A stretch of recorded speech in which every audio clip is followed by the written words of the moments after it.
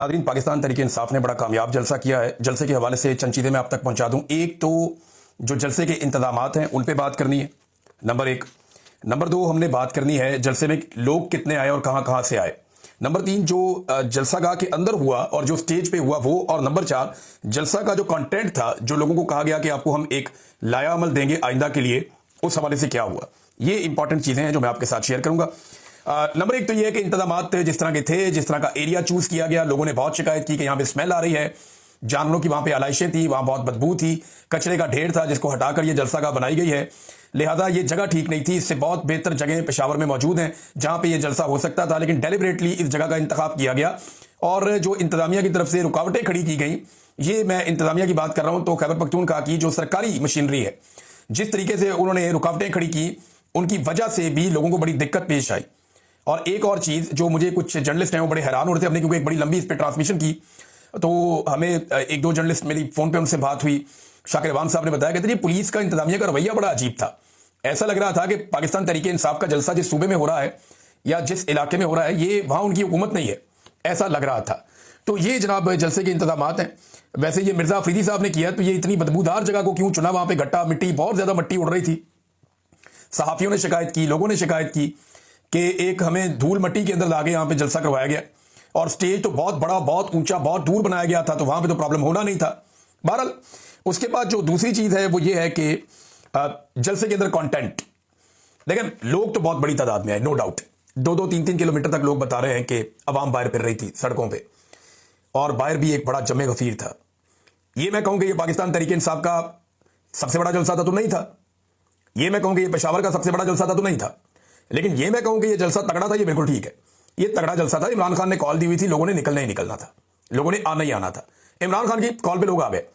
अब जो इस वक्त हुकूमत है, वफाकी हुकूमत, पीएमएलएन वगैरह, वो ये कहेंगे कोई भी नहीं आया, और जो पाकिस्तान तहरीक इंसाफ के लोग हैं वो कहेंगे बहुत ज्यादा लोग आए। लेकिन अगर आप विजुअल देखें तो आपको पता चलेगा कि इमरान खान की कॉल पर लीडरलेस जलसा था। लीडर तो था ही नहीं ना। ये जितने लोग हैं इनसे तो अवाम नाराज है। पाकिस्तान तहरीक इंसाफ का कारकुन अपनी जो लीडरशिप है उससे नाराज है कि आप प्रोटोकॉल एंजॉय कर रहे हैं, आप एसी वाले कमरों में बैठे हैं, आप बेहतरीन खाने खा रहे हैं, आप इक्तदार के नशे में हैं, और हमारा लीडर जेल में है। तो लोग इनसे नाराज हैं। लेकिन इस नाराजगी के बावजूद लोग आए, लोगों ने इनको बर्दाश्त भी किया, लोगों ने इनको सुना भी, सिर्फ इमरान खान के मुंह को कि जनाब इमरान खान कह रहा है। गुज़िश्ता रात जब जलसा होना था, उससे एक रात पहले अलीमा खानम गई थी वहां स्टेज पे, उन्होंने वो सारा देखा भी था। लेकिन अभी जब हमने देखा तो लोग तो बहुत बड़ी तादाद में पहुंचे। तमाम जर्नलिस्ट उन्होंने ये रिपोर्ट किया, रिजवान गलदी साहब थे, उन्होंने बताया, सदीक जान साहब वहां पे थे, उन्होंने बताया, और हमारे जो दोस्त वहां पे सहाफी मौजूद थे, उन तमाम ने एक ही बात बताई कि लोग बहुत बड़ी तादाद में आए और हर तरफ से निकल कर आए। यानी अटक के अंदर जितना जुल्म किया गया मेजर ताहिर सादिक साहब के साथ, उनकी बेटी एक बहुत बड़ा काफिला लेकर इसके बावजूद निकली अटक से, और वो गई। जो आलिया हमजा साहिबा ने किया, उन्होंने बाकायदा कैंप्स लगाए और बड़ी तादाद में उन्होंने पंजाब से लोगों को पहुंचाया। फिर खैबर पख्तूनख्वा में हर तरफ से काफिले आए। तो एक तो ये बात मैं आपको कंफर्म कर देता हूं, जो सहाफियों ने बताई कि जितने लोग भी जलसागाह के लिए निकले, उनमें से बहुत सारे लोग जलसागाह तक पहुंचे ही, जलसागाह के अंदर भी नहीं गए, क्योंकि मगरिब के वक्त जलसागाह फुल हो गई थी। और इसी वक्त अली अमीन गंडापुर साहब की एंट्री हुई और गंडापुर साहब आ गए जलसागाह में। अब मामला यह है कि जलसे का कंटेंट क्या था, लोग आए क्यों थे। 3-4 बड़े बड़े मामला चल रहे हैं ना इस वक्त। नंबर एक, जो पाकिस्तान तहरीक इंसाफ या आम पाकिस्तानियों के लिए कि इमरान खान जेल में है, उनका तो सबसे बड़ा मसला यह बना हुआ कि इमरान खान जेल में, उसको निकालो बाहर। यह मामला था।